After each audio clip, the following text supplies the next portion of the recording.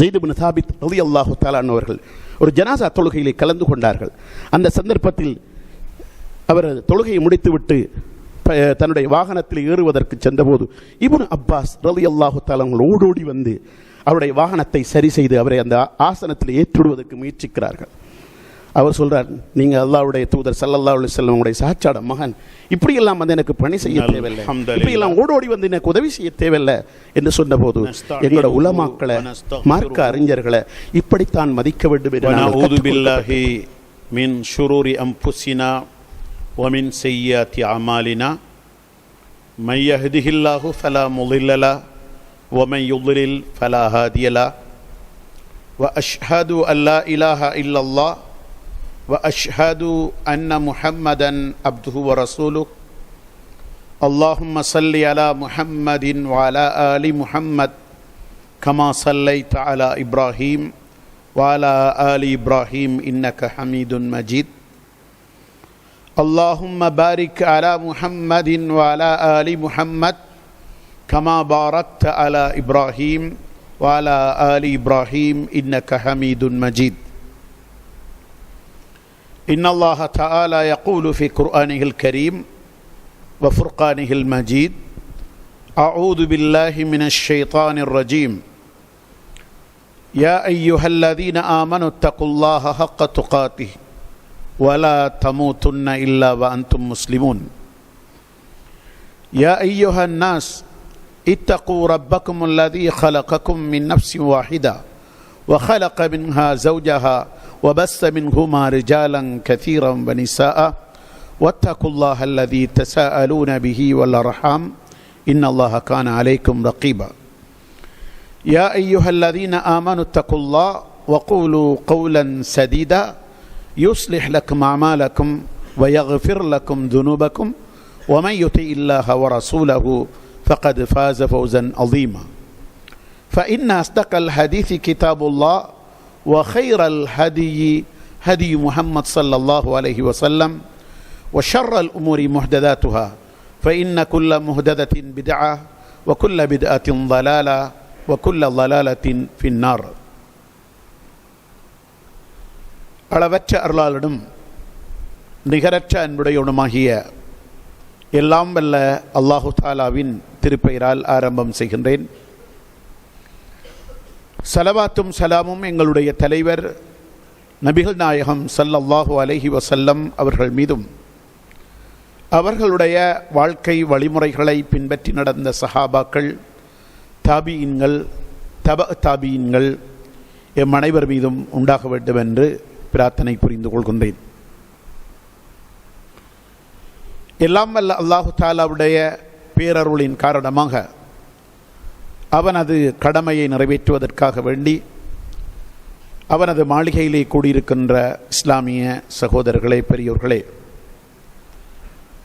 நாம் எல்லோரும் இந்த உலக வாழ்க்கையிலும் நாளை மறுமை வாழ்க்கையிலும் வெற்றியடைய வேண்டும் என்பதற்காக எவற்றையெல்லாம் எடுத்து நடக்க வேண்டுமென்று இஸ்லாமிய மார்க்கம் நமக்கு கட்டளை பிறப்பித்திருக்கிறதோ அந்த விடயங்களை முடியுமான அளவு எடுத்து நடந்து எவற்றையெல்லாம் தவிர்த்து கொள்ள வேண்டும் என்று எச்சரிக்கை செய்திருக்கிறதோ அந்த விடயங்களிலிருந்து முற்றுமுழுதாக விலகி அல்லாஹ்வை பயந்து நடந்து கொள்ளுமாறு என்னையும் உங்களையும் கேட்டுக்கொண்டவனாக இந்த உரையை ஆரம்பம் செய்கின்றேன். அன்புக்குரிய இஸ்லாமிய சகோதரர்களே, பெரியோர்களே, இன்றைய இந்த உரையில் இஸ்லாமிய கல்வியுடைய முக்கியத்துவம், கற்றவர்களுடைய மகிமை என்பது குறித்து ஒரு சில விடயங்களை எனக்கும் உங்களுக்குமாக நினைவுபடுத்த விரும்புகின்றேன். அல்லாஹு தஆலா அவனுடைய அருள்மறை அல் குர்ஆனிலே கூறும்போது சொல்கின்றான், வதக்கிர் ஃபஇன்ன ذிக்ரா தன்ஃபஉல் முஃமினீன். நீ நினைவூட்டு, நிச்சயமாக நினைவூட்டல் என்பது மூமின்களுக்கு பயனளிக்கும் என்று கூறுகிறான். அந்த வகையில் இந்த நினைவூட்டல் பேசுகின்ற எனக்கும் கேட்கின்ற உங்களுக்கும் பயனளிக்க வேண்டுமென்று எல்லாம் வல்ல அல்லாஹு தஆலாவிடம் பிரார்த்தனை புரிந்து கொள்கின்றேன். அன்புக்குரிய இஸ்லாமிய சகோதரர்களே, பெரியோர்களே, இஸ்லாமிய மார்க்கம் கல்வியை அடிப்படையாக கொண்ட மார்க்கம். அதனுடைய எல்லா வகையான போதனைகளிலும் கல்வி என்பது மிகுந்த முக்கியத்துவத்தை பெற்ற உள்ளடக்கமாக காணப்படுகிறது. இந்த உலகத்துக்கு அல்லாஹு தஆலா வழங்கிய முதலாவது செய்தி கல்வியோடு தொடர்பட்டதாகவே இருக்கிறது. அல் குர்ஆனின் 96வது அத்தியாயம் முதல் 5 வசனங்கள் ரசூல் ஸல்லல்லாஹு அலைஹி வஸல்லம் அவர்களோடு முதலாக உரையாடுகின்றன. இந்த வசனங்கள் ரசூல் ஸல்லல்லாஹு அலைஹி வஸல்லம் அவர்களை நோக்கி இக்ரா பிஸ்மி ரப்பிக்கல் லதீ ஹலக் ஹலக்கல் இன்சான மின் அலக் இக்ரா வரப்புக்கல் அக்ரம் அல்லதி அல்லம பில் கலம் அல்லமல் இன்சான மாலம் யாலம் என்று அல்லாஹு தஆலா இந்த வசனங்கள் ஊடாக கல்வியுடைய முக்கியத்துவத்தை, அதனுடைய அவசியத்தை வலியுறுத்துவதை நாங்கள் பார்க்கின்றோம். உண்மையில் ஒரு சமுதாயத்துடைய மாற்றத்தின் பிரதானமான அடிப்படையாக மூலமாக அமைந்து விடுவது கல்விதான்.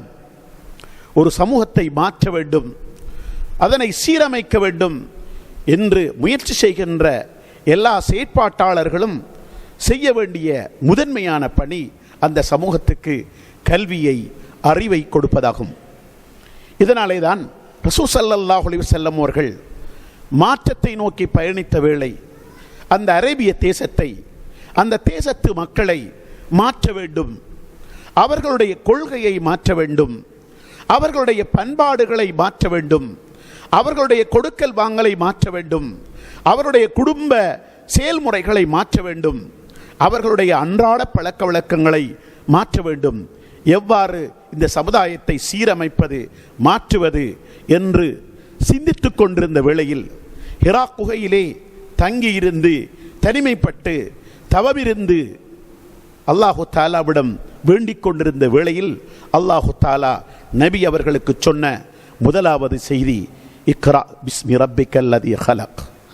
படைத்த உமது இரட்சகனின் பெயரால் ஓதுவீராக, படிப்பீராக, சிந்திப்பீராக என்ற அந்த வசனங்களைத்தான் அல்லாஹு தஆலா அருளி இந்த சமுதாயத்தை மாற்றுவதற்கான அடிப்படையான அம்சமாக கல்விதான் இருக்கிறது என்ற விடயத்தை அல்லாஹு தஆலா வலியுறுத்துவதை பார்க்கின்றோம். இதனாலே தான் அல் குர்ஆனுடைய விரிவுரையாளர்கள் பலர் சொல்வார்கள், ஒரு சமுதாயத்துடைய மாற்றத்துக்கான பிரதானமான உத்தியாக, உபாயமாக அமைந்து விடுகின்ற விடயம் அந்த சமூகத்துக்கு கல்வி ஊட்டுவது. ரசூல் ஸல்லல்லாஹு அலைஹி வஸல்லம் அவர்கள் வாழ்ந்த சமூகம் கொள்கை ரீதியாக மிக மோசமான நிலையில் இருந்தது. அல்லாஹ் ஒருவரை வணங்குவதற்காக கட்டப்பட்டிருந்த கஅபத்துல்லா என்ற இறை ஆலயத்திலே 360 சிலைகளை வைத்து தினமொரு தெய்வம் என்று, தெருவுக்கொரு தெய்வம் என்று, தேவைக்கொரு தெய்வம் என்று வழிபட்டு கொண்டிருந்த நிலையில் இந்த சமுதாயத்துடைய கொள்கையை, இந்த கொள்கை பிறழ்வை சீரமைக்க வேண்டும் என்று ரசூல் ஸல்லல்லாஹு அலைஹி வஸல்லம் அவர்கள் விரும்பினார்கள். அந்த சமூகத்துடைய பண்பாடு, நடவடிக்கைகள், பழக்க வழக்கங்கள் எல்லாமே மிகவும் மோசமான நிலையிலே காணப்பட்டது. அவர்கள் எல்லா வகையான பஞ்சமா பாதகங்களுக்கும் குற்றச் செயல்களுக்கும் அடிமைப்பட்டு கிடந்தார்கள். அவற்றுக்கு பேர் போனவர்களாக இருந்தார்கள். இவ்வாறு பஞ்சமா பாதகங்களிலும் ஒழுக்கச் சீர்கேடுகளிலும் நிறைந்திருக்கின்ற இந்த சமுதாயத்தை எவ்வாறு மாற்றுவது என்ற இறைத்தூதர் ஸல்லல்லாஹு அலைஹி வஸல்லுடைய சிந்தனைக்கு அல்லாஹு தஆலா கொடுத்த வழிகாட்டல், நீங்கள் படியுங்கள், படைத்த இறைவனுடைய பெயரால் படியுங்கள். நிச்சயமாக அந்த படைத்த இறைவன் எப்படிப்பட்டவன்? இக்ரா பிஸ்மி ரப்பிக்கல் லதீ ஹலக் ஹலக்கல் இன்சான மின் அலக் இக்ரா வரப்புக்கல் அக்ரம். படிங்க, உமது இரட்சகன் மிகப்பெரிய கொடையாளன்.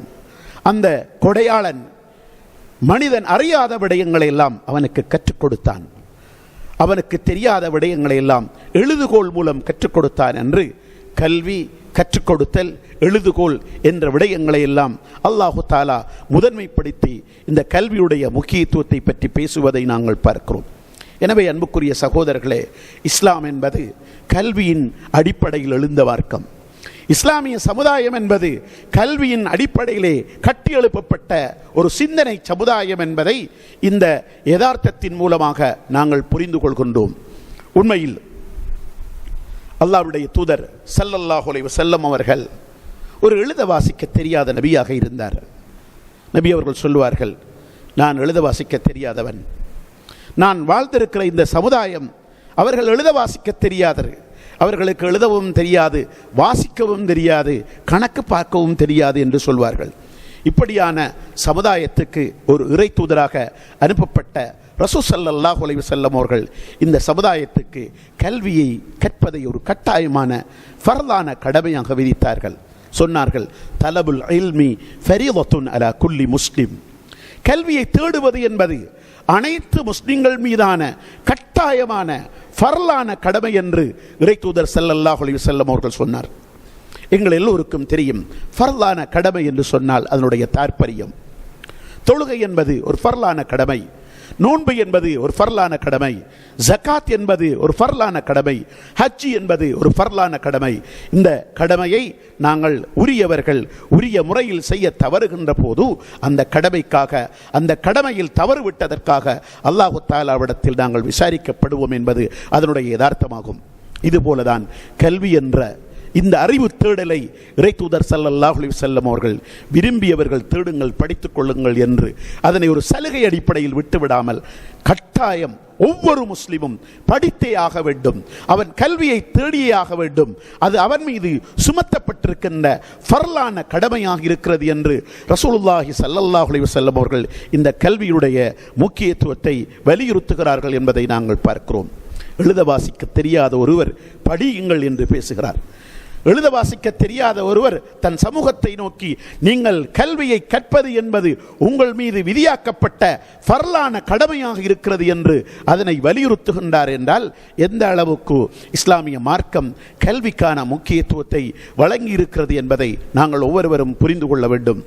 இந்த கல்வியுடைய முக்கியத்துவத்தை புரிந்ததன் காரணமாகத்தான் ரசூல் ஸல்லல்லாஹு அலைஹி வஸல்லம் அவர்கள் மக்காவிலிருந்து மதீனாவுக்கு சென்ற பிறகு அங்கு நடைபெற்ற முதலாவது போராட்டத்திலே, பத்ர் போரிலே முஸ்லிம்களை எதிர்த்து போராடிய மக்கத்து குறைஷியர்கள் பல தரப்பினர்கள் அந்த போராட்டத்திலே தோல்வியடைந்து கைது செய்யப்பட்டார்கள். ஒவ்வொரு சாராரையும் விடுவிப்பதற்கான பல உத்திகளை ரசூல் ஸல்லல்லாஹு அலைஹி வஸல்லம் அவர்கள் கையாண்டார்கள். அதிலே ஒரு உத்தி, ஒரு முறைமை, கைது செய்யப்பட்டிருக்கின்றவர்களில் படித்தவர்கள் இருந்தால், கல்விமான்கள் இருந்தால் அவர்கள் விடுதலை பெற்று செல்லலாம். எவ்வாறு அவர்களுக்கு விடுதலை கிடைக்கும்? இந்த மதீனாவில் வாழுகின்ற எழுத வாசிக்க தெரியாத சிறுவர்களில் 10 பேருக்கு எழுத வாசிக்க கற்றுக் கொடுத்து விட்டு அவர் விடுதலை பெற்று செல்லலாம் என்று ரசூல் ஸல்லல்லாஹு அலைஹி வஸல்லம் அவர்கள் கூறி இங்கு கல்வியுடைய முக்கியத்துவத்தை எவ்வாறு ரசூல் ஸல்லல்லாஹு அலைஹி வஸல்லம் அவர்கள் வலியுறுத்துகிறார்கள். அந்த கல்வி அறியாமையை போக்குவதற்கான வழிமுறை எந்த சந்தர்ப்பங்களில் எல்லாம், எந்த வழிமுறைகளில் எல்லாம் கிடைக்கிறதோ அந்த வழிமுறைகளை பயன்படுத்தி சமுதாயத்துடைய அறியாமையை போக்க வேண்டும் என்ற நடைமுறையை ரசூல் ஸல்லல்லாஹு அலைஹி வஸல்லம் அவர்கள் எங்கள் முன் காட்டுகின்றார்கள். போரிலே கைது செய்யப்பட்டவர்கள் பல அடிப்படையில் இருக்கிறார்கள். செல்வந்தர்கள் இருக்கிறார்கள், அவர்கள் செல்வத்தை வழங்கி விடுதலை செய்யப்பட்டார்கள். ஆனால் கல்வியாளர்களை ரசூல் ஸல்லல்லாஹு அலைஹி வஸல்லம் அவர்கள் இந்த சமூகத்துக்காக பயன்படுத்துவதற்கு விரும்பினார்கள். அந்த கல்வியாளர், கற்றுக் கொடுப்பவர் என்பவர் அவர் முஸ்லிமாகத்தான் இருக்க வேண்டும் என்ற அவசியம் கிடையாது. இந்த சமூகத்துக்கு கல்வியை கற்றுக் கொடுக்கின்றவர் யாராக இருந்தாலும் அவரை பயன்படுத்தி இந்த சமூகத்துக்கான கல்வியை வழங்க வேண்டும் என்ற அந்த வழிகாட்டலை ரசூல் ஸல்லல்லாஹு அலைஹி வஸல்லம் அவர்கள் இங்கு நமக்கு கடைபிடிக்கிறார்கள். மக்காவிலிருந்து முஸ்லிம்களோடு போராடுவதற்காக வந்தவர்கள், அவர்கள் மாற்று மதத்தை சேர்ந்தவர்களாக இருக்கிறார்கள். போராட வந்தவர்களாக இருந்தாலும், மாற்று மதத்தை சார்ந்தவர்களாக இருந்தாலும் அவர்கள் கல்வியாளர்களாக இருக்கிறார்கள், படித்தவர்களாக இருக்கிறார்கள். அவர்களை பயன்படுத்தி இந்த சமுதாயத்தில் இருக்கின்ற கல்வி அறியாமையை, எழுத்தறியாமையை போக்க வேண்டும் என்பதற்காக ரசூல் ஸல்லல்லாஹு அலைஹி வஸல்லம் அவர்கள் முயற்சித்தார்கள் என்றால் என்ன வழிபட்டாவது, என்ன வாய்ப்புகளை பயன்படுத்தியாவது, கிடைக்கின்ற சந்தர்ப்பங்களையும் வாய்ப்புகளையும் நல்ல முறையில் பயன்படுத்தி இந்த சமுதாயத்துக்கு கல்வி அறிவூட்ட வேண்டும் என்பதை ரசூல் ஸல்லல்லாஹு அலைஹி வஸல்லம் அவருடைய இந்த முன்மாதிரியிலே இருந்து நாங்கள் ஒவ்வொருவரும் புரிந்து கொள்கின்றோம். ஆக அன்புக்குரிய சகோதரர்களே, இஸ்லாமிய மார்க்கம் என்பது கல்வியை அடிப்படையாக கொண்ட மார்க்கம். இந்த மார்க்கத்தில் இருக்கின்ற எந்த ஒரு முஸ்லிமும் கல்வியோடு சம்பந்தப்படாதவராக, அறிவோடு சம்பந்தப்படாதவராக, அதனை தேடுவதோடு சம்பந்தப்படாதவராக இருக்க முடியாது என்ற யதார்த்தத்தை ரசூல் ஸல்லல்லாஹு அலைஹி வஸல்லம் வழிகாட்டல் மூலம் நாங்கள் புரிந்து கொள்கின்றோம். அன்புக்குரிய சகோதரர்களே, இஸ்லாம் வலியுறுத்துகின்ற கல்வி அது பொதுப்படையான கல்வியாக இருந்தாலும் அதிலே முதன்மைப்படுத்தப்பட்ட கல்வியாக, முதன்மைப்படுத்தப்பட வேண்டிய கல்வியாக நிச்சயமாக மார்க்கம் தொடர்பான கல்வி இருக்கிறது என்பதை யாரும் நாங்கள் நிராகரித்து விட முடியாது. பொதுவாக கல்வி தேடல் மார்க்கத்திலே வலியுறுத்தப்பட்டிருக்கிறது.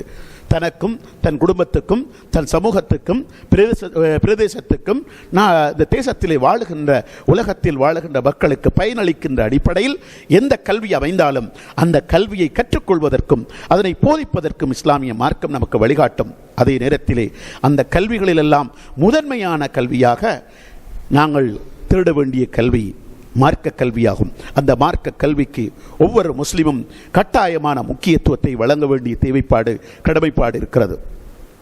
இறைத்தூதர் ஸல்லல்லாஹு அலைஹி வஸல்லம் அவர்கள் கல்வியை கற்றுக்கொள்வது ஒவ்வொரு முஸ்லிமின் மீது கடமையாக இருக்கிறது என்ற அந்த பொதுப்படையான கல்விக்குள் நிச்சயமாக குர்ஆனை கற்றுக்கொள்வது என்பது, மார்க்கத்தை கற்றுக்கொள்வது என்பது, ரசூலுல்லாஹி ஸல்லல்லாஹு அலைஹி வஸல்லம் போதனைகளை கற்றுக்கொள்வது என்பது நிச்சயமாக முதன்மையான இடத்தை பிடிக்கும் என்பதில் எந்த மாற்று கருத்தும் இருக்க முடியாது. எனவே அன்புக்குரிய சகோதரர்களே, நாங்கள் கல்விக்கு முக்கியத்துவம் கொடுக்க வேண்டும்.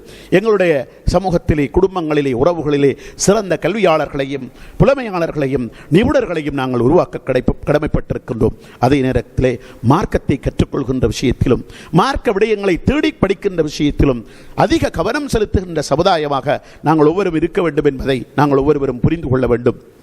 அல்லாஹ்வுடைய தூதர் ஸல்லல்லாஹு அலைஹி வஸல்லம் அவர்கள் சொன்னார்கள், நாளை மறுமையில் அடியான் அல்லாஹு தஆலாவுடைய சன்னிதானத்தில் நிறுத்தப்பட்டிருக்கின்ற போது அந்த ஒவ்வொரு அடியானிடமும் 4 கேள்விகள் கேட்கப்பட இருக்கிறது.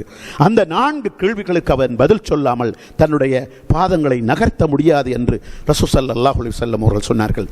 அதிலே முதலாவது கேள்வி, ஒவ்வொரு மனிதனுடைய ஆயுள் பற்றி அல்லாஹ்விடத்திலே விசாரணை இருக்கிறது. நான் வாழ்ந்த காலம், எவ்வளவு காலம் இந்த உலகத்தில் வாழ்ந்தேன் என்றும், அந்த வாழ்ந்த பொழுதுகளை, அந்த கால நேரங்களை நான் எவ்வாறு செலவழித்தேன் என்றும் அல்லாஹு தஆலாவிடத்தில் பதில் சொல்லாமல் யாரும் தங்களுடைய பாதங்களை நகர்த்த முடியாது. இரண்டாவது கேள்வி, அந்த ஆயுட்காலத்திலே விசேடமாக இளமை காலம் பற்றிய தனியான கேள்வி இருக்கிறது என்பதை ரசூல் ஸல்லல்லாஹு அலைஹி வஸல்லம் அவர்கள் வலியுறுத்துகிறார்கள். ஒவ்வொருவரும் தன்னுடைய இளமை காலம் எவ்வாறு செலவழிக்கப்பட்டது என்று, அவ்வாறு அந்த செலவழிக்கப்பட்ட முறைமை குறித்து அல்லாஹு தஆலாவிடத்தில் பதில் சொல்லாமல் யாரும் தங்களுடைய பாதங்களை நகர்த்த முடியாது. மூன்றாவதாக ரசூல் ஸல்லல்லாஹு அலைஹி வஸல்லம் அவர்கள் சொன்னார்கள், ஒவ்வொருவரும் கற்ற கல்வி சம்பந்தமான கேள்வி, அந்த கல்வியை கொண்டு அவர் செய்த அமல் சம்பந்தமான கேள்வி இருக்கிறது. நான்காவது கேள்வி பொருளாதாரம் சம்பந்தப்பட்டது. அந்த பொருளாதாரம் எவ்வாறு அவரால் சம்பாதிக்கப்பட்டது என்றும், அந்த பொருளாதாரம் எவ்வாறு செலவழிக்கப்பட்டது என்றும் அவர் அல்லாஹு தஆலாவிடத்திலே கணக்கு காட்டியாக வேண்டும். எனவே அன்புக்குரிய சகோதரர்களே, இவ்வாறு நாளை மறுமையிலே எங்கள் ஒவ்வொருவரிடத்திலும் கேட்கப்பட இருக்கின்ற அந்த 4 கேள்விகளிலே ஒரு முக்கியமான கேள்வியாக அமைந்து விட்ட விடயம்தான் நாங்கள் கற்ற கல்வி சம்பந்தமானது. முஸ்லிமாக பிறந்து வளர்ந்த நாங்கள் நிச்சயமாக கல்வியோடு எந்த வகையிலும் தொடர்பு இல்லாத மக்களாக இந்த உலகத்தில் வாழ்ந்துவிட்டு செல்ல முடியாது. அதிலும் விசேடமாக அல்லாஹ் தஆலா நாள மறுமையில் நமக்கிட்ட கேட்க இருக்கிற கல்வி, எந்த கல்வியை பற்றி விசாரிக்கப்பட இருக்கிறான். ஹதீஸுடைய விரிவுரையாளர்கள் சொல்லுகின்ற முக்கியமான செய்தி அது தீனுடைய கல்வி. அல்லாஹு தஆலா நாள மறுமையில் எனக்கிட்ட உங்கள்கிட்ட கேட்கின்ற போது, கல்வி சம்பந்தமாக கேட்கின்ற போது, இந்த உலகத்தில் படித்த பட்டங்களை பற்றி நம்மிடத்தில் விசாரிக்கப் போவதில்லை. ஸ்காலர்ஷிப்பில் என்ன ரிசல்ட்ஸ் அல்லாஹ் கேட்க போறல்ல. ஓஎல்ல உங்களோட மார்க்ஸ், உங்களோட ரிசல்ட்ஸ் என்னன்னு கேட்க போறல்ல. ஏஎல்ல உங்களுக்கு என்ன ரிசல்ட்ஸ் கிடைத்தது என்று கேட்க போறல்ல. உங்களுக்கு பல்கலைக்கழகம் கிடைத்ததா என்று கேட்க போறல்ல. நீங்கள் பட்டம் படித்தீர்களா என்று கேட்க போறல்ல. நீங்கள் கல்வித்துறையில் எத்தகைய துறை சார்ந்த சாதனைகள் அடைந்து கொண்டீர்கள் என்பது அல்ல அந்த கேள்வி. அது நிச்சயமாக அவனுடைய தீனை பற்றிய கேள்வி, அவனுடைய மார்க்கத்தை பற்றிய கேள்வி. அல்லாஹு தஆலாவை அவன் படித்துக் கொண்டானா, புரிந்து கொண்டானா? அல்லாஹ்வுடைய தூதர் ஸல்லல்லாஹு அலைஹி வஸல்லம் அவர்களை பற்றி அவன் தெரிந்திருக்கிறானா? இந்த மார்க்கத்தை பற்றி அவன் தெளிவாக புரிந்து வைத்திருக்கின்றானா? அவன் இவ்வாறு மார்க்கத்தை தெரிந்து கொண்ட அந்த விடயங்களை தன்னுடைய வாழ்க்கையில் செயற்படுத்தினானா இல்லையா என்ற கேள்விதான் அந்த கல்வி சம்பந்தமான கேள்வி. நிச்சயமாக அந்த விசாரணை இந்த மார்க்கத்தை நானும் நீங்களும் படித்துக் கொண்டது சம்பந்தமாக, எந்த அளவுக்கு இந்த மார்க்கத்தை தெரிந்து வைத்திருக்கிறோம் என்பது சம்பந்தமாக இருக்கின்ற கேள்வி. இந்த கேள்விக்கு எம்மிடத்தில் என்ன பதில் இருக்கிறது? எத்தகைய ஒரு தயார்படுத்தலை நாம் செய்து வைத்திருக்கிறோம்? இந்த உலக வாழ்க்கையில் எங்களுடைய ஆயுட்காலத்திலே நாங்கள் செலவழித்த பொழுதுகளில் மார்க்கத்தை கற்றுக்கொள்வதற்காக, படித்துக் கொள்வதற்காக, விளங்கிக் கொள்வதற்காக, அந்த மார்க்கத்துடனான இரண்டர கலந்த உறவை ஏற்படுத்திக் கொள்வதற்காக நாங்கள் செலவழித்த கால நேரங்கள் என்ன என்பது குறித்து நாங்கள் ஒவ்வொருவரும் இந்த தருணத்திலே சிந்திக்க கடமைப்பட்டவர்களாக இருக்கின்றோம்.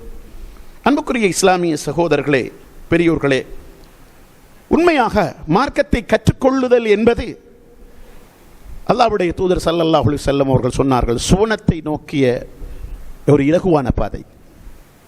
சொர்க்கத்துக்கு ஒருவர் இலகுவாக செல்வதற்கான மிகச்சிறந்த வழிமுறை அவர் மார்க்கத்தை கற்றுக்கொள்வதாகும். யார் கல்வியை தேடி ஒரு வழியால் செல்லுகின்றாரோ அவருக்கு அல்லாஹ் தஆலா சுவர்க்கத்துக்கு போகின்ற வழியை மிகவும் இலகுபடுத்தி கொடுக்கிறான்.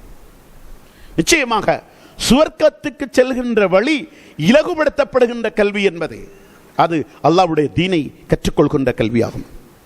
அல்லாஹ்வுடைய மார்க்கத்தை கற்றுக்கொண்ட ஒருவர், குர்ஆனை சரியான முறையிலே கற்றுக்கொண்ட ஒருவர், ரசூல் ஸல்லல்லாஹு அலைஹி வஸல்லம் வாழ்வியலான ஹதீஸை மிகச்சரியாக கற்றுக்கொண்ட ஒருவர், சுவர்க்கம் செல்வதற்கான வழி அவர்களுக்கு மிகவும் இலகுவாக இருக்கிறது.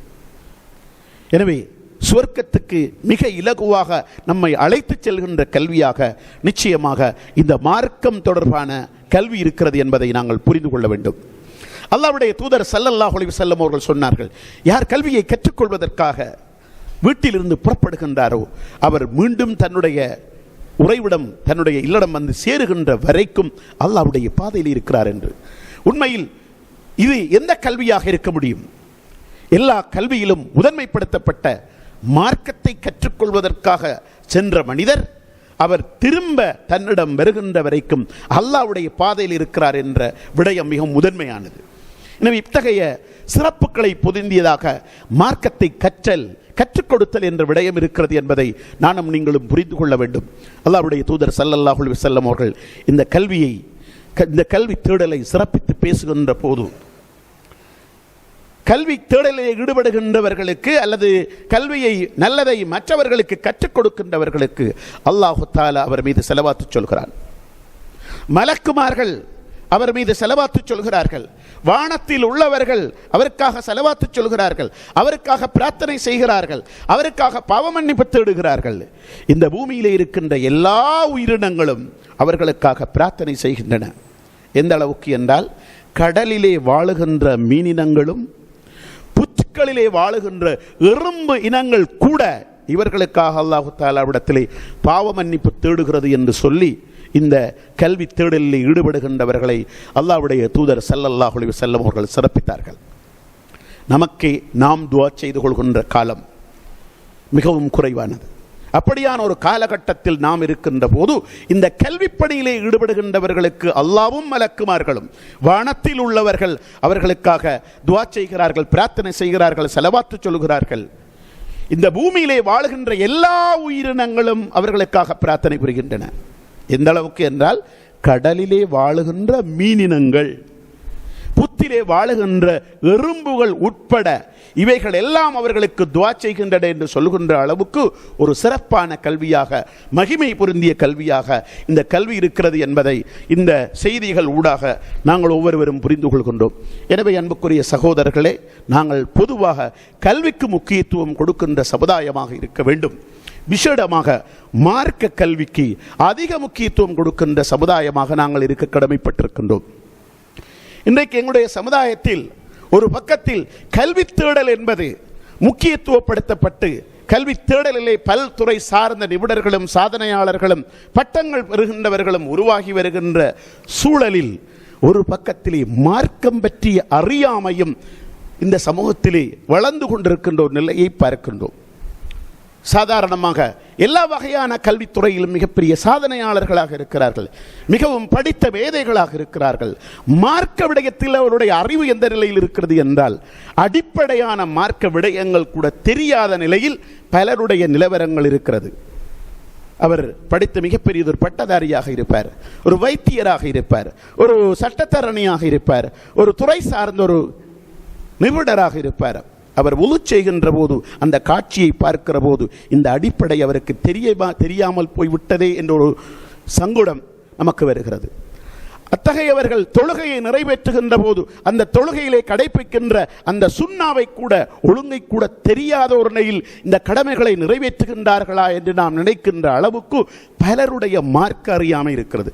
இன்னும் சொல்ல போனால் எங்களுடைய சமுதாயத்திலே ஜனாசாக்கள் விழுகின்ற போது அந்த ஜனாசாவை தொழுகை நடத்துவதற்கு பிள்ளைகளுக்கு ஒரு சந்தர்ப்பத்தை கொடுப்பார்கள். பல பிள்ளைகள் முன்னுக்கே வரமாட்டார்கள். ஏனென்றால் தன்னை வாப்பாவுக்கு ஜனாசா தொழுகை நடத்த அவருக்கு தெரியாது. அப்படி அந்த தொழுகையை நடத்திவிட்டாலும் அவருக்கு எப்படி பிரார்த்தனை புரிவது என்று தெரியாது. அந்த பிரார்த்தனை ரசூல் ஸல்லல்லாஹு அலைஹி வஸல்லம் அவர்கள் கற்றுக் கொடுத்த பிரார்த்தனையை என்னால் செய்ய முடியாது என்று சொல்லி தன்னை பெற்றெடுத்து வளர்த்து ஆளாக்கிய தன்னை இந்த நிலைக்கு கொண்டு வந்த அந்த தாய் தந்தையர்களுக்கு கூட செய்ய வேண்டிய கடமைகளை செய்வதற்கான மார்க்க அறிவு இல்லாத ஒரு நிலையில் இன்றைய சமுதாயத்தில் பலர் இருக்கிறார்கள். கட்டாயம் எல்லா வகையான துறையிலும் நாங்கள் முன்னேற வேண்டும், சாதிக்க வேண்டும். அத்தோடு எங்களுடைய மார்க்க கல்வியும் சமநிலையை பயணிக்க வேண்டும். அதற்கான முயற்சிகள் செய்யப்பட வேண்டும். துறை சார்ந்தவர்கள், கல்வித்துறையிலே மிகப்பெரிய சாதனையாளர்களாக இருக்கின்றவர்கள், கல்வித்துறையிலே பட்டங்கள் தரித்தவர்களாக இருக்கிறவர்கள் கொஞ்சம் தங்களை மீள்பரிசீலனை செய்து கொள்ள வேண்டும். நான் இத்தகைய உயர்ந்த பட்டங்களையும் பதவிகளையும் பெற்றவனாக இருக்கிறேன், எனக்கு மார்க்க கல்வி எந்த அளவுக்கு இருக்கிறது? இந்த குர்ஆனை எத்தனை தடவைகள் நான் பொருளுடர்ந்து படித்திருக்கிறேன்? நான் நிறைய என்னுடைய பட்டத்துக்காக, பதவிகளுக்காக, இன்னொரு என்ன முன்னேற்றங்களுக்காக எத்தனையோ புத்தகங்களை பல தடவைகள் மீட்டி மீட்டி படித்திருக்கிறேன். ஆனால் படைத்த ரப்புல் ஆலமீன் எனக்கு வழிகாட்டுவதற்காக தந்த இந்த குர்ஆனை எத்தனை தடவை படித்திருக்கிறேன்? அதனுடைய பொருளுடர்ந்து நான் எத்தனை படித்திருக்கிறேன்? குறைந்தபட்சம் நான் ஓதுகின்ற இந்த சூரத்துல் ஃபாத்திஹாவுடைய கருத்தாவது எனக்கு தெரியுமா என்று யோசித்து நம்முடைய குறைபாடுகளை சீர் செய்து கொண்டு இந்த மார்க்க கல்விக்கு கொடுக்கின்ற முக்கியத்துவத்தை கொடுத்து அதன் மூலமாக வெற்றி பெறுகின்ற சமுதாயமாக நாங்கள் மாற வேண்டும். எல்லாம் வல்ல அல்லாஹ் தஆலா இந்த கல்வியுடைய முக்கியத்துவத்தை புரிந்து கொண்டு அதற்காக பணியாற்றுகின்ற, அதில் ஈடுபாடு காட்டுகின்ற, அதனை முக்கியத்துவத்தை உடன் செயற்படுகின்ற சமுதாயமாக நம் அனைவரையும் மாற்றி அருள் புரிவானாக. ஆமீன். வ ஆகிரு தஅவானா அனில் ஹம்துலில்லாஹி ரப்பில் ஆலமீன். அல்ஹம்துலில்லாஹ் அல்ஹம்துலில்லாஹி ஹம்தன் கதீரன் கமா அமர் வ அஷ்ஹது அல்லா இலாஹா இல்லல்லாஹ் வ அஷ்ஹது அன்ன முஹம்மதன் அப்துஹு வ ரசூலுஹு. அல்லாஹும்ம ஸல்லி அலா முஹம்மதின் வ அலா ஆலி முஹம்மத். அன்புக்குரிய இஸ்லாமிய சகோதரர்களே, பெரியோர்களே, மார்க்க ரீதியாக இன்று சமூகத்தில் எழுந்திருக்கின்ற அறியாமை அல்லது உலகாயுதம் தழுவிய கல்விகளுக்கு நாங்கள் கொடுத்த அளவு கடந்த முக்கியத்துவம் பல சந்தர்ப்பங்களிலே மார்க்க கல்வியை கற்றுக்கொள்வதற்கு நமக்கு நேரத்தை தரவில்லை என்பதை தாண்டி மார்க்கமே பிடிப்பில்லாமல் போய்விட்டது. பல கல்வியாளர்கள், புலமையாளர்கள், சாதனையாளர்கள், நிபுணர்கள் என்று சொல்லுகின்ற பலர் மார்க்கத்தை விட்டு தூரமாகி போயிருக்கின்ற ஒரு துரதிர்ஷ்டமான நிலை முஸ்லிம் சமுதாயத்தில் ஏற்பட்டிருக்கின்ற ஒரு வேதையான விடயத்தை நாம் இந்த இடத்தில் நினைவுறுவது மிகவும் பொருத்தமானது. நிறைய கல்வியாளர்கள் இருக்கிறார்கள், முஸ்லிம் சமூகத்தில் புலமையாளர்களாக பேர்தாங்கிகளாக இருக்கிறார்கள். மார்க்கத்துக்கும் அவர்களுக்கும் எந்த சம்பந்தமும் இல்லை. சில நேரங்களில் மார்க்கத்தில் உள்ள அடிப்படை அம்சங்கள் தெரியாததன் காரணமாக இந்த மார்க்கத்துக்கு எதிராக பேசுகின்ற நிலைமை கூட அவர்களுக்கு வந்திருக்கின்ற ஒரு துரதிர்ஷ்டமான ஒரு நிலையை நாங்கள் பார்க்கிறோம். சில நேரங்களில் மார்க்க கல்வியை அவர்களுக்கு பிடிப்பதில்லை, மார்க்கத்தை கற்பதை அவர்களுக்கு பிடிப்பதில்லை, மார்க்க கல்விக்கூடங்களை அவர்களுக்கு பிடிப்பதில்லை, மார்க்க கல்வியை போதிக்கின்ற உலமாக்களை அவர்களுக்கு பிடிப்பதில்லை. இப்படி மார்க்க கல்வி பிடியாமல், மார்க்க கல்விக்கூடங்கள் பிடியாமல், மார்க்கம் போதிக்கின்ற உலமாக்கள் பிடியாமல், மார்க்கம் தொடர்பாக விளங்கப்படுத்தப்படுகின்ற இத்தகைய ஹுத்பாக்களாக இருக்கட்டும் அல்லது பயான் நிகழ்வுகளாக, இது எதுவுமே அவர்களுக்கு பிடிப்பதில்லை. இப்படியான ஒரு வெறும் உலகாயத சமுதாயமாக, உலகத்து நன்மைகளுக்கு மட்டுமே பாடுபடுகின்ற சமுதாயமாக முஸ்லிம் சமூகத்தில் இருக்கின்ற பல புலமையாளர்கள் மாறிப்போயிருப்பது என்பது மிகவும் கவலையானது. அன்புக்குரிய சகோதரர்களே, கட்டாயம் மார்க்க கல்வி மதிக்கப்பட வேண்டும். அந்த மார்க்க கல்வியை போதிக்கின்ற இடங்கள் மதிக்கப்பட வேண்டும், அவை போஷித்து வளர்க்கப்பட வேண்டும். இந்த மார்க்க கல்வியை போதிக்கின்ற கல்வியாளர்கள், புலமையாளர்கள், உலமாக்கள் அவர்களுக்குரிய மரியாதை கொடுக்கப்பட வேண்டும். இவற்றை நாம் கொடுக்க தவறுகின்ற போது நிச்சயமாக மார்க்கத்தில் தூரமாகி போன ஒரு சமுதாயமாக நாங்கள் வளர்ந்து விடுவோம். அடுத்த தலைமுறை மார்க்கம் என்றால் என்னவென்று தெரியாத ஒரு சமுதாயமாக வளர்ந்துவிடும். பள்ளிவாசல்களை விட்டு தூரமாகி, உலமாக்களை விட்டு தூரமாகி, மார்க்க உபன்யாசங்களை விட்டு தூரமாகி, கல்விக்கூடங்களை விட்டு தூரமாகி, வெறுமனே இந்த உலகத்தில் கிடைக்கின்ற அற்பங்களுக்கும் சொற்பங்களுக்கும் அடிமைப்பட்டு போன ஒரு சமுதாயமாக மாறிவிடும். எனவே அந்த சமூகத்திட்ட மார்க்கத்துக்கு மரியாதை இருக்காது, அந்த சமூகத்துக்கிட்ட உலமாக்களுக்கு மரியாதை இருக்காது, அந்த சமூகத்துக்கிட்ட பள்ளிவாசல் என்றால் அதற்கு ஒரு மரியாதை இருக்காது, அந்த சமூகத்துக்கிட்ட மார்க்க கல்வி கூடங்கள் என்றால் அதற்கான ஒரு மரியாதை நிச்சயமாக இல்லாமல் போய்விடும். அந்த நிலையிலிருந்து நாம் இந்த சமுதாயத்தை பாதுகாக்க வேண்டும். இன்று முஸ்லிம் சமூகத்தில் இத்தகைய பள்ளிவாசல்களும் கல்வி கூடங்களும் உலமாக்களும் மிம்பர்களும் இல்லாமல் போனால் இந்த முஸ்லிம் சமுதாயத்துடைய நிலைமையை நீங்கள் ஒரு கணம் சிந்தித்து பாருங்கள். உலமாக்கள் பலர் அவருடைய பணிகளை செய்து கொண்டிருக்கிறார்கள், கல்வியாளர்கள் அவர்களுடைய பணிகளை செய்து கொண்டிருக்கிறார்கள், மிம்பர் மேடைகள் அவைகளுடைய பணிகளை செய்து கொண்டிருக்கின்றன, மார்க்க கல்விக்கூடங்கள் அவைகளுடைய பணிகளை செய்து கொண்டிருக்கின்றன. இவ்வாறான பணிகளுக்கு மத்தியிலும் நெறிபிறழ்ந்து செல்கின்ற, பாவச் செயல்களிலே ஈடுபடுகின்ற, ஒழுக்கச் சீர்களிலே ஈடுபடுகின்ற தலைமுறைகளை இன்று நாங்கள் பார்த்துக் கொண்டிருக்கிறோம். அத்தகைய தலைமுறைகள் என்று எல்லோருடைய வீடுகளிலும் உருவாகி கொண்டிருக்கிறார்கள். இத்தகைய மார்க்கம் பேசுகின்ற, மார்க்க சூழலில் இருக்கின்ற போதே இத்தகைய ஒரு பிறழ்வான ஒரு நிகழ்வு நடத்தைகள் சமுதாயத்திலே பல்கி பெருகிக் கொண்டிருக்கிறது என்றால், மலிந்து கொண்டிருக்கிறது என்றால், பள்ளிவாசல்கள் தங்களுடைய கடமையை செய்யாத போது, மதரசாக்கள் தங்களுடைய கடமைகளை செய்யாத போது, உலமாக்கள் அவர்களுடைய பணிகளை செய்யாத போது இந்த சமுதாயத்துடைய நிலைமை எவ்வாறு ஆகிவிடும் என்பதை நாங்கள் ஒவ்வொருவரும் கட்டாயமாக சிந்திக்க கடமைப்பட்டவர்களாக இருக்கிறோம். அன்புக்குரிய இஸ்லாமிய சகோதரர்களை, பெரியோர்களை, கட்டாயம் மார்க்கம் கற்றவர்கள், மார்க்கத்தை கற்றுக் கொடுக்கின்றவர்கள், மார்க்கம் தொடர்பான நிறுவனங்கள் மதிக்கப்பட வேண்டும். அதற்கே உரிய கௌரவம் இந்த சமுதாயத்தில் கொடுக்கப்பட்டு கொண்டே இருக்க வேண்டும். அதுதான் அவருடைய தீனுக்கான பாதுகாப்பு, அவருடைய தீனுக்கான காப்பீடு என்பதை நாங்கள் புரிந்து கொள்ள வேண்டும். அல்லாஹ் தஆலா குர்ஆனிலே சொல்கிறான், குல் ஹல் யஸ்தவில் லதீன யஅலமூன வல்லதீன லா யஅலமூன். அறிந்தவர்களும் அறியாதவர்களும் சமமாவார்களா? இன்னமா யததக்கரு உலுல் அல்பாப். இதனை புரிந்து கொள்பவர்கள், புத்தி உள்ளவர்கள், விஷயம் உள்ளவர்களால் மட்டும்தான் அறிந்தவர்களும் அறியாதவர்களும் ஒன்றாக முடியாது என்ற அந்த யதார்த்த உண்மையை புரிந்து கொள்ள முடியும் என்று அல்லாஹ் தஆலா சொல்கிறான். எனவே பொதுவாக அறிந்தவர்களுடைய அந்தஸ்து என்பது வேறு, அறியாதவர்களுடைய நிலை என்பது வேறு. அதிலும் விசேடமாக மார்க்கத்தை கற்றவர்களுடைய நிலை என்பது வேறு, அந்த மார்க்கத்தை தெரியாதவர்களுடைய நிலை என்பது வேறு. இந்த எல்லோரையும் ஒன்றுபடுத்தி ஒரே கண்ணோட்டத்தில் பார்க்கின்ற ஒரு வழிமுறையை இஸ்லாமிய மார்க்கம் நமக்கு தரவில்லை, கற்றுத்தரவில்லை. அவர்களுக்குரிய அந்த மரியாதையை, அந்த கண்ணியத்தை கொடுக்க வேண்டும் என்ற வழிகாட்டலைத்தான் குர்ஆனும் சுன்னாவும் நமக்கு கற்றுத்தருகிறது. அன்புக்குரிய சகோதரர்களை, கட்டாயம் இந்த கல்வியை எங்களுக்கு போதிக்கின்ற, இந்த அறிவுரைகளை எங்களுக்கு சொல்லுகின்ற, இந்த உபன்யாசங்களை எங்களுக்கு எப்போதும் எங்களுடைய செவிகளிலே சேர்த்துக் கொண்டிருக்கின்ற கல்வியாளர்கள் சமூகத்தில் மதிக்கப்பட வேண்டும். அவர்களுக்கே உரிய மரியாதை கொடுக்கப்பட வேண்டும். அல்லாஹ் தஆலா குர்ஆனிலே நான் ஆரம்பத்திலே ஓதிய 96வது வசனத்தின் முதல் 5 வசனங்களிலே ஒரு செய்தியை சொல்கிறான். இக்ரா வ ரப்புக்கல் அக்ரம் அல்லதி அல்லம பில் கலம் அல்லமல் இன்சான மா லம் யலம். நீ ஓதுவீராக, உமது இறைவன் மிகப்பெரிய கொடையாளன். அவன் மனிதனுக்கு அவன் அறியாத விஷயங்களை கற்றுக் கொடுத்தான். அவன் அறியாத விஷயங்களை எழுதுகோள் மூலம் கற்றுக் கொடுத்த இந்த இறைவன் மிகப்பெரிய கொடையாளன் என்று அல்லாஹ் தஆலா சொல்கிறான். குர்ஆனுடைய விரிவுரையாளர்கள் சிலர் சொல்கிறார்கள், கல்வியை கற்றுக் கொடுக்கின்ற எல்லாரும் கொடையாளர்கள். கல்வியை கற்றுக் கொடுக்கின்ற எல்லோருமே ஏதோ ஒரு கொடையை இந்த உலகத்தில் மற்றவர்களுக்கு கொடுத்து கொண்டிருக்கிறார்கள். இந்த கொடையாளர்கள் மதிக்கப்பட வேண்டும். இந்த கொடையாளர்களுக்குரிய கௌரவம் மதிக்கப்பட, கௌரவம் சரியாக கொடுக்கப்பட வேண்டும். தனக்கு கற்றுத்தந்த ஆசிரியர் மதிக்கப்பட வேண்டும். தனக்கு எல்லா வகையிலும் வழிகாட்டியாக இருக்கின்றவர்கள் மதிக்கப்பட வேண்டும். அவர்களுக்குரிய கௌரவம் கொடுக்கப்பட வேண்டும் என்பதை குர்ஆனுடைய விரிவுரையாளர்கள் சொல்லுவார்கள்.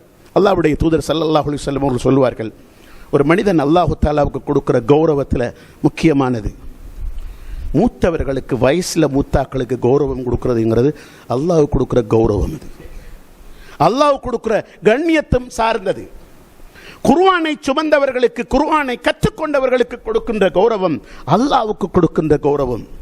ஒரு நீதியான தலைவனுக்கு, ஒரு நீதியான ஆட்சியாளனுக்கு கொடுக்கின்ற கௌரவம் அல்லாஹு தாலாவுக்கு கொடுக்கின்ற கௌரவம் என்று அல்லாஹ்வுடைய தூதர் ஸல்லல்லாஹு அலைஹி வஸல்லம் அவர்கள் சொல்வார்கள். எனவே அல்லாஹு தாலாவை நாங்கள் மதிக்கிறோம். அல்லாஹு தாலாவின் மீது அளவு கடந்த அன்பும் நேசமும் வைத்திருக்கிறோம். அல்லாஹு தாலாவுடைய அந்த கௌரவத்தை, மரியாதையை நாங்கள் புரிந்து வைத்திருக்கிறோம் என்பதற்கான வெளிப்பாடு வயசு போன மூத்தவர்களுக்கான மரியாதை. இன்றைக்கு இந்த சமூகத்தில் அந்த மரியாதை இழக்கப்பட்டிருக்கிறது. மூத்தவர்களுக்கு இளையவர்கள் மரியாதை கொடுக்காத ஒரு காலகட்டமாக இன்றைய காலகட்டத்தில் நாங்கள் வாழ்ந்து கொண்டிருக்கிறோம். அல்லாஹ்வுடைய தூதர் ஸல்லல்லாஹு அலைஹி வஸல்லம் அவர்கள் சொல்வார்கள், சிறியவர்களுக்கு அன்பு காட்டாதவர்களும், பெரியவர்களுக்கு, மூத்தவர்களுக்கு அவர்களுக்குரிய உரிமையை புரிந்து கொள்ளாதவர்களும், எங்கள் சமூகத்தில் இருக்கின்ற ஆலிம்களுக்குரிய, மார்க்க அறிஞர்களுக்குரிய மரியாதையை புரிந்து கொள்ளாதவர்களும் எங்களை சார்ந்தவர்கள் அல்ல என்று இறைத்தூதர் ஸல்லல்லாஹு அலைஹி வஸல்லம் அவர்கள் சொல்லி இத்தகைய முக்கியத்துவத்தை இந்த சமூகத்தில் இருக்கிற மூத்தவர்களுக்கு, பெரியவர்களுக்கு, மார்க்கத்தை கற்றவர்களுக்கு வழங்குகின்றார்கள். எனவே அன்புக்குரிய சகோதரர்களே, இந்த மரியாதை, இந்த கௌரவம் நிச்சயமாக உலக அழிவு நாள் வரைக்கும் பாதுகாக்கப்பட வேண்டும். அது இந்த மார்க்கம் வாழ்வதற்கும், இந்த மார்க்கத்தின் பணியாளர்கள் வாழ்வதற்கும், இந்த மார்க்கம் தொடர்பான கல்விக்கூடங்கள் வாழ்வதற்குமான வழிவகையாக இருக்கும் என்பதை நாங்கள் இந்த இடத்திலே நினைவு கூற கடமைப்பட்டவர்களாக இருக்கிறோம். அன்புக்குரிய இஸ்லாமிய சகோதரர்களே, இன்றைய தலைமுறை கற்றவர்களுக்கான, தன்னைக்கு கற்றுக் கொடுத்தவர்களுக்கான எந்த ஒரு மரியாதையும் கொடுக்காத ஒரு சமுதாயமாக வாழ்ந்து கொண்டிருப்பது என்பது மிகப்பெரிய பண்பாட்டு வறுமையாகும். எங்களுடைய மூத்தவர்கள் சொல்லுவார்கள், நாங்கள் எங்களோட ஆசிரியர்களுக்கு, எங்களுக்கு படித்து தந்தாக்களுக்கு, எங்களோட உலமாக்களுக்கு நாங்கள் கொடுத்த மரியாதை இன்றைக்கு எங்களோட இளம் தலைமுறை தருவதில்லை என்று. இளம் தலைமுறை தருவதில்லை என்பதை விட இதனுடைய பிரமாணம், இதனுடைய முக்கியத்துவம் அவருடைய உள்ளங்களில் ஆழமாக ஊட்டப்படவில்லை. வெறுமனே இந்த உலகத்தில் கிடைக்கின்ற பட்டங்களும் பதவிகளும், அதிலே கிடைக்கின்ற சொற்ப லாபங்களும் வருமானங்களும் தான் வாழ்க்கை என்று, கல்வி என்று கொடுக்கப்பட்டதன் காரணமாக அவர்களுக்கு கல்வியாளரின் பெருமதி தெரியாது, ஒரு ஆசிரியனுடைய பெருமதி தெரியாது, ஒரு அதிபருடைய பெருமதி தெரியாது. தனக்கு எல்லா வகையிலும் நான் இந்த இடத்திலே நின்று முன்னேறுவதற்கு காரணமாக இருந்து பின்புலமாக இருந்த பெற்றவர்கள், மற்றவர்கள், உறவுகள் யாருடைய பெருமதியும் தெரியாது என்ற ஒரு நிலையில் வாழ்ந்து கொண்டிருக்கின்ற ஒரு துரதிர்ஷ்டமான நிலையை இன்றைய சமூகம் மிகப்பெரிய பண்பாட்டு வறுமையை நமக்கு சொல்லிக் கொண்டிருக்கிறது. ஆக அன்புக்குரிய சகோதரர்களே, நாங்கள் இன்று கற்றுத்தேறி இருக்கிறோம் என்றால், முன்னேறி இருக்கிறோம் என்றால், பட்டம் பதவிகளில் இருக்கிறோம் என்றால், பெரிய பெரிய உயர் பதவிகளில் இருக்கின்றோம் என்றால், அதற்கு கட்டாயம் எங்களுக்கு பின்னால் இருந்து உழைத்த ஆசிரியர்கள், அவர்களுடைய தியாகம், அவர்களுடைய உழைப்பு, அவர்களுடைய அர்ப்பணம் மறைந்திருக்கிறது என்பதை நாங்கள் ஒருவரும் மறந்துவிடக் கூடாது. நாங்கள் ஒவ்வொருவரும் எங்களுடைய கல்வியாளர்களை பற்றி யோசிக்கின்ற போது, எங்களுக்கு படித்து தந்தவர்கள், ஆனா என்று சொல்லி தந்தவராக இருந்தாலும், ஏபிசிடி என்று சொல்லி தந்தவராக இருந்தாலும், அலிஃபா என்று சொல்லி தந்தவராக இருந்தாலும், அவர்கள் எங்களுக்கு கற்றுத்தந்தவர்கள். அந்த கற்றுத்தந்தவர்களுக்குரிய மரியாதை கொடுக்கப்பட வேண்டும். அலி இப்னு அபி தாலிப் ரலியல்லாஹு அன்ஹு சொல்வார்கள், எனக்கு ஒருவர் ஒரு எழுத்தை கற்றுத்தந்தாலும் அவருக்கு அடிமை சேவகம் செய்ய நான் கடமைப்பட்டவனாக இருக்கிறேன். ஒரு எழுத்து தான் எனக்கு சொல்லி தந்தார், நான் அடிமையாக இருப்பேன், அவருக்கு நான் பணியாளராக இருப்பேன் என்று சொல்வார்கள்.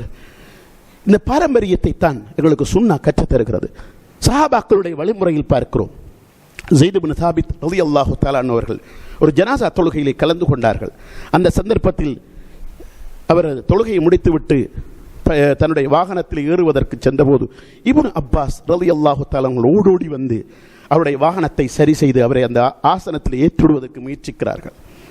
அவர் சொல்றார், நீங்கள் அல்லாஹ்வுடைய தூதர் ஸல்லல்லாஹு அலைஹி வஸல்லம் உடைய சாட்சாட மகன், இப்படியெல்லாம் வந்து எனக்கு பணி செய்ய தேவையில்லை, இப்படியெல்லாம் ஓடோடி வந்து எனக்கு உதவி செய்ய தேவையில்லை என்று சொன்னபோது, எங்களோட உலமாக்களை, மார்க்க அறிஞர்களை இப்படித்தான் மதிக்க வேண்டும் என்று நாங்கள் கற்றுக் கொடுக்கப்பட்டிருக்கிறோம் என்று அங்கே அந்த ஸைத் இப்னு சாபித் என்ற அந்த நபித்தோழருக்கான கௌரவத்தை இப்னு அப்பாஸ், மிகப்பெரிய அறிவுக்கடல், குர்ஆனை துறைபோக கற்ற ஒருவர், மிகப்பெரிய நிபுணர், சஹாபாக்களில் இப்னு அப்பாஸோடு குர்ஆனோட விளக்கம் தெரிந்த ஒருவர் கிடையாது.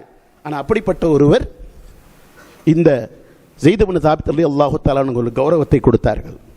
ஸைத் இப்னு சாபித் ரலியல்லாஹு தஆலா அவர்கள் மாறி இப்னு அப்பாஸை கட்டியணைத்து முத்தமிட்டு சொன்னார்கள், இப்படித்தான் ரசூலுல்லாஹ்வுடைய குடும்பத்தை நாங்கள் மதிக்க வேண்டும் என்று எங்களுக்கு கட்டளையிடப்பட்டிருக்கிறது. இப்படி ஒரு கௌரவத்தின் அடிப்படையில், மரியாதையின் அடிப்படையில் ஒரு வளர்ந்த சமூகம்.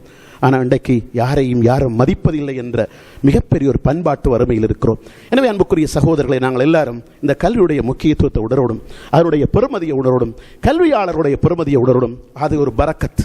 அது கல்வியில் மிகப்பெரிய பரக்கத்தையும் முன்னேற்றத்தையும் நமக்கு பெற்றுத்தரக்கூடியதாக இருக்கும் என்பதை உணர்ந்து நாங்கள் செயற்படுவதற்கு எல்லாம் வல்ல அல்லாஹ் தஆலா நம் அனைவருக்கும் தௌஃபீக் செய்வானாக. ஆமீன். வ ஆகிரு தஅவானா அனில் ஹம்துலில்லாஹி ரப்பில் ஆலமீன். இன்னல்லாஹ யஅமுருக்கும் பில் அத்லி வல் இஹ்சான் வ ஈதாஇ தில் குர்பா வ யன்ஹா அனில் ஃபஹ்ஷாஇ வல் முன்கர் வல் பகி யஇதுக்கும் லஅல்லக்கும் ததக்கரூன். உذ்குருல்லாஹ தஆலா அஸீமல் ஜலீல் ஜப்பார் யذ்குருக்கும் வஷ்குரு யஹ்திக்கும் வ லذிக்ருல்லாஹி தஆலா அக்பர் வல்லாஹு அக்வா வ தம் வ ஜல் வல்லாஹு யஅலமு மா தஸ்னஊன்.